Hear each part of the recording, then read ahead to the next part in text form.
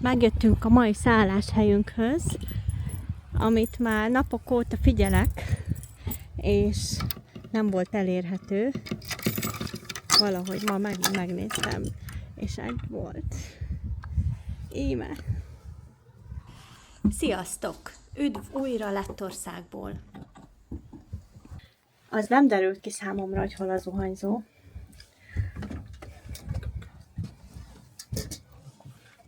Ajtó van.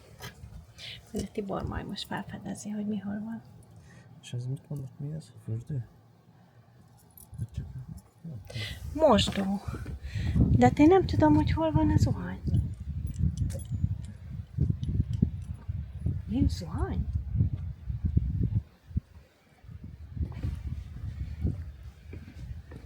Mivel ezek a kis hordócskák kempingben vannak, így meg voltam győződve, hogy itt lesz kint a tusoló,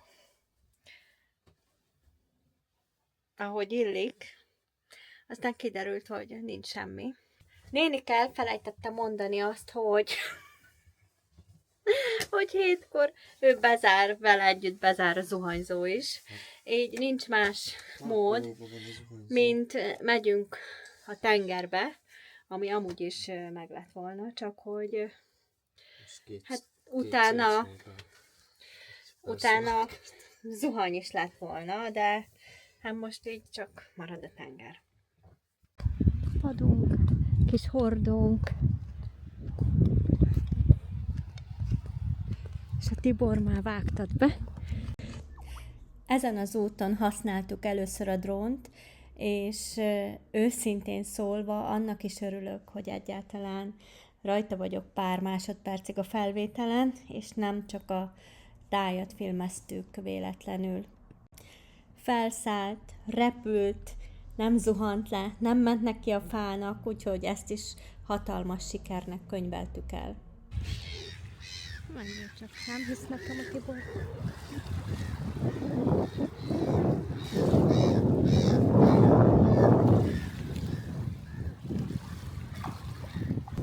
Balti tenger. Szerintem egészen meleg. Nem hogy hideg, hanem kifejezetten meleg a víz. Megfürödtünk.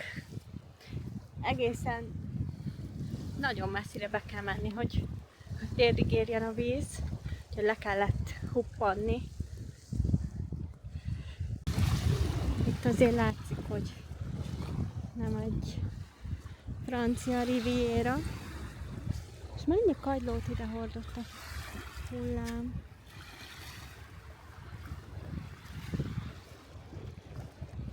De szemét nincs. Csak ilyen hullámtörők. Eljöttünk a Kolkafokra, ami Lettország legészakibb pontja. És itt találkozik a Rigai öböl, valamint a Balti tenger. És itt gyakran olyan történik, hogy a hullámok összecsapnak, mivel mindkét oldalról érkeznek. Emiatt ez a partszakasz a hajósoknak nagyon-nagyon komoly veszélyt jelentett. Ez itt a Kolkafok. Elég csúnya.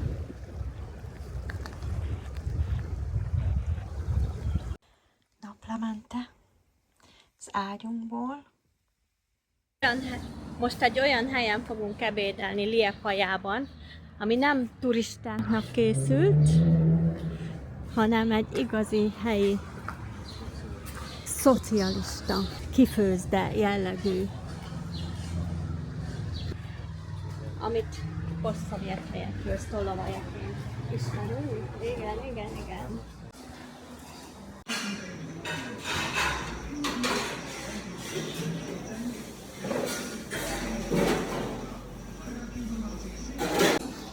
Itt van, amit rendeltünk. Tibor már nem bír várni. Olyan hangulatuk van ezeknek a régi szovjet típusú éttermeknek, hogy azt nem lehet elmondani. Én nem tudnám, nem szívesen cserélném el egy luxival. És ott kell visszaadni az napi fiúkon. Üres tányérokat. És bent a két bábuska főz és mosogat. Tibor viszi a üres tányérokat. Már nénik a beszéssel. Ismét sikerült egy fantasztikusan érdekes dolgot találnom. Egy egykor titkos szovjet katonai objektumot fogunk ma meglátogatni, ami a Zvezdovka, azaz a kis csillag nevet viselte. A hidegháború idején épített 32, valamint 16 méter átmérőjű teleszkópot fogunk megnézni, melyek még ma is működnek, csak már nem a nyugatot nem a nyugatot hallgatják le, hanem részt vesznek a világ csillagászati körforgásában, annak kutatásában. A kis szovjet maradvány, a dokumentáció. Ugye azt tapasztaltuk eddig mindig Oroszországban, hogy mindent szuperül alaposan dokumentálnak. Rettentően fontos, és nagyon-nagyon sokáig tart. Most is ez történt. Gondolom nagyon-nagyon alaposan mindent le kellett írni. És ugye szigorúan őrzött, millió kamerával, millió lakattal, nem lehet csak úgy bejönni, így muszáj volt túrát foglalni. Ezek alatt itt tele vannak. Tehát tele van rengeteg kis antennával. Tehát azt mondta, hogy hallgatják az univerzumot, meg természetesen esetleg valamilyen ellenséges jeleket is. És oda tartunk az a nagy 32 méter átmérőjűhöz. Irbenében vagyunk, ami a hidegháborúban annyira titkos hely volt, hogy még a térképen sem szerepelt, szóval hiába kereste valaki, és ezek az antennák ugye természetesen kémkedésre szolgáltak. Ugye, ma már nem a lehallgatása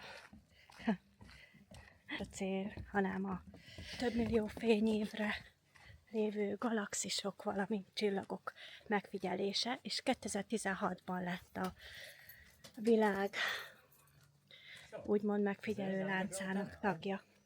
Most az történt, hogy amire nem számítottam, hogy itt van ilyen underground, ahol én már most nagyon-nagyon szarul érzem magam, mert hogy ide bezártak minket, és meg kell találnunk a kijáratot.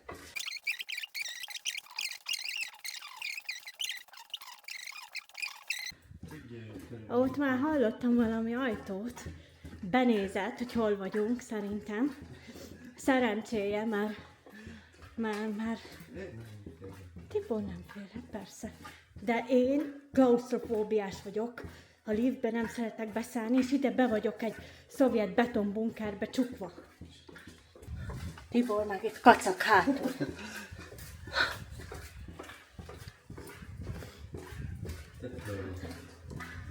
Jó? Hát akkor megmondom neki, hogy akkor csukjon be téged. Itt aludhattál volna. Nem szeretnék itt aludni. Nézd meg, itt még valami víz is befolyik. Meg fog állni a szívem rögtön.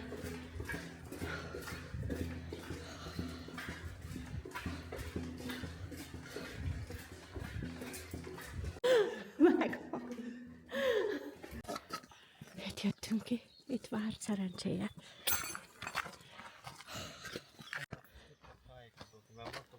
vissza, és visszajöttünk. Igen, a földtel, Google Maps a Tibor. Igen, föld alatt is. 2014-ig itt hallgatták a rádióhullámokat, az antennát kézzel mozgatták. Lenin. When here? Yeah, Hungary, yeah. So you also a little bit understand the Russian language, yeah? Yes. We learned in the old time. Szóval ő készítette ezeket a fotókat, amikor itt dolgozott, és most odaadta a múzeumnak. Akkoriban beletért börtönözve. Everyone wants to know, are there aliens out there? Yes. So that is the main question. And my Yeah. answer usually is, sorry guys, I'm not allowed to talk about that. Ez volt a régi 16 méter átmérőjű. Ez helyett már van új. Okay.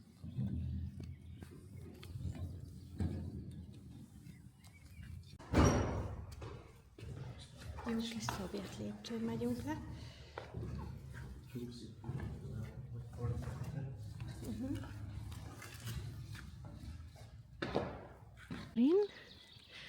Ez a 32 méter átmérőjűnek volt a kúpja, de le lett cserélve újra, és ebbe be tudunk menni. Ó, föl tudunk menni. Fel tudunk menni. Nagyszerű. Milyen jó kis szovjet lépcső.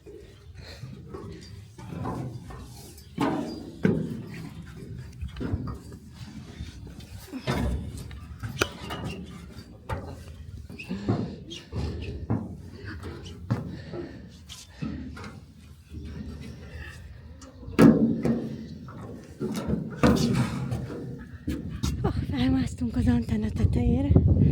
Ez most nagyon félelmetes. Hol vagy? Itt is vagy? Hú. Reméljük, hogyha szovjet időket túlélte, akkor nem most fog ledőlni. Tehát így fogunk lemászni.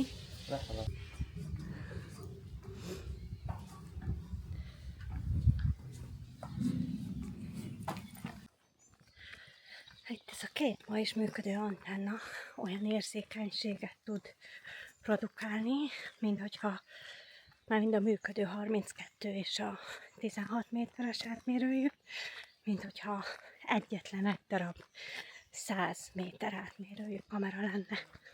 Egyébként emberem igazi szovjet maradvány, csak úgy fut. Nem baj, hogy még tudunk-e menni, vagy nem. Az ok, hogy itt volt ez a terület megépítve, az az, hogy ugye itt aztán ezen a környéken semmi nincs, csak az erdő és a semmi. A közeli NATO országokat le lehetett itt szépen hallgatni. Megérkeztünk Irbenébe, ami egy szovjet lakótelep volt, és a családjukkal együtt nagyjából 2000-en laktak itt. És ami itt is egy nagyon különleges dolog, hogy nem volt ez a falu, település, vagy minek nevezzem, rajta a térképen. Így ugyanúgy, mint ez a rádióteleszkópos rész nem szerepelt a térképen, és az ott dolgozók itt laktak. Most megnézzünk egyet, ha be tudunk menni.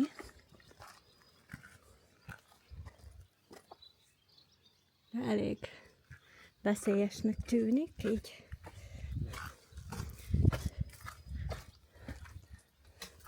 A lépcső is lyukas, így nem hiszem, hogy be fogok menni, mert nem Lettországba szeretnék meghalni.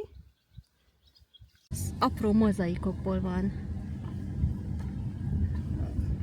Mozaikokkal van kidíszítve, és én inkább kis Csernobilnak nevezném, mert minden ugyanúgy adott volt itt is, mint Csernobilban. Óvoda, iskola, Tehát élelmiszer volt, minden, ami kell az embereknek ahhoz, hogy jól érezzék magukat, szívesen éljenek ott, ahol ha már egyszer élniük kell, akkor minden létező kényelem biztosítva legyen. És itt vége is van.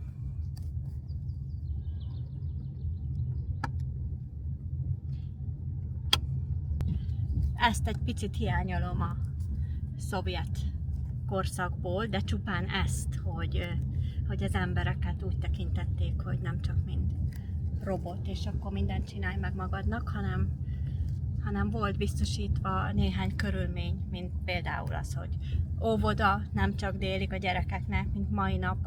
Nyugati nők nem tudnak elmenni dolgozni, ha csak nem fogadnak babysittert, vagy nem maradnak otthon pénz nélkül, mert nincs olyan munkahely, ahol 3 órát dolgozhatsz. Vagyis ha van is, akkor az nem fizet.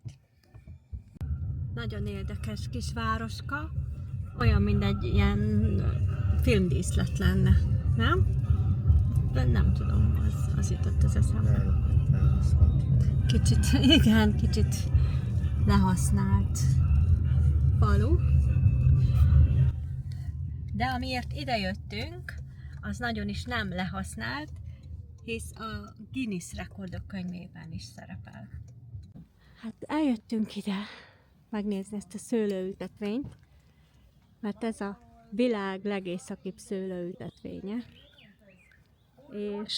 És sokan nem gondolják, hogy ennyire északon lehet szőlőt termeszteni, de itt évszázadok óta már termesztik, így emiatt be is került a Guinness rekordok könyvébe. Ez kétségtelen Lettország egyik legfurcsább látványossága. Több száz életnagyságú baba látható itt. Mennyasszony, zenész, gazda, horgász.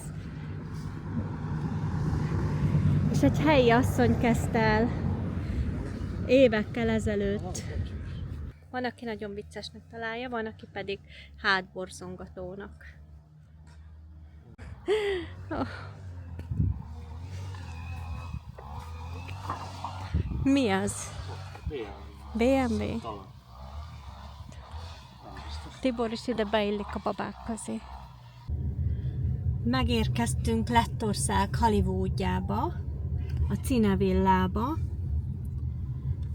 Ez nem egy város, hanem egy hatalmas filmstúdió, és az egész helyet egy történelmi film kedvéért építettek fel, de ma már nemzetközi produkciókat is forgatnak itt.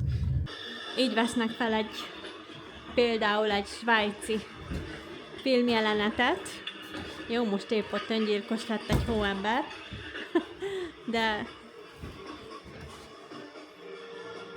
így kell elképzelni.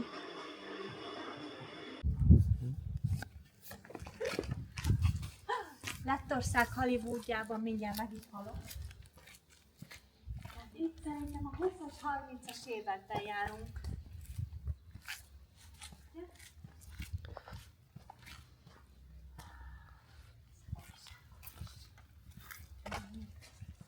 Nem tudok egy pontos dátumot. Nincs dátum. Nincs egy dátum. 1800. Ó, akkor még régebben. Nagyon érdekes. Mutasd meg. Szivacs. Tényleg. Aha, hungaracákból van a tégla csinálva.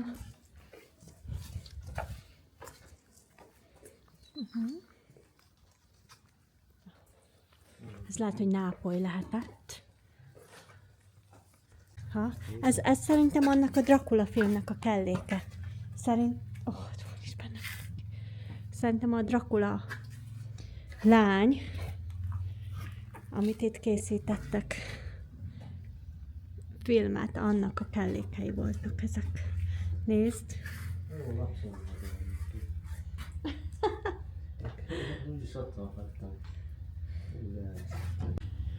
Tibor megkopogtatja, mert szerinte nem igazi a teherautó. De ez bizony igazi.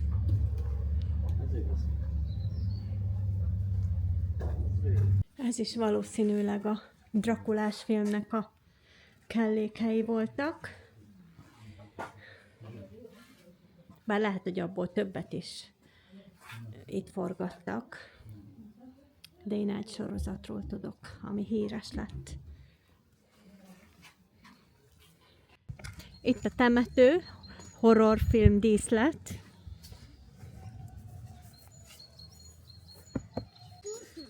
Fantasztikus ez az egész hely.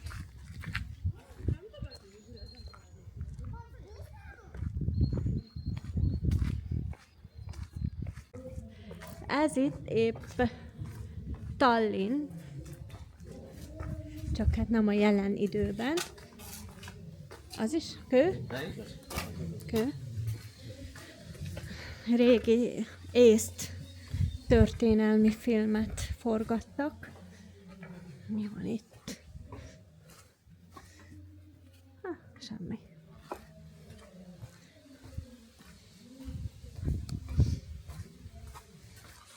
Itt sincs semmi.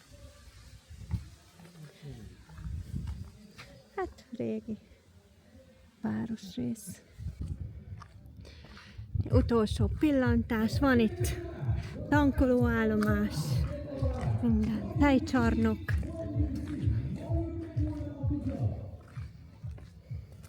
Mégis elindult. Szóval az történt, hogy visszacsöppentünk, nem tudom, 20 évvel? Vagy 30-a? Elfogyott mind a 3 SIM-kártyáról mai napon az internet, de csak tök hülyeség miatt, mert csak nem emeltem fel a limitet. Tehát csupán ilyen banálisok miatt, és végig úgy kell eljutnunk a hotelba, hogy internet nélkül. Szerencsére mindig bejelölöm a térképemen, és nézem az útnak a számát.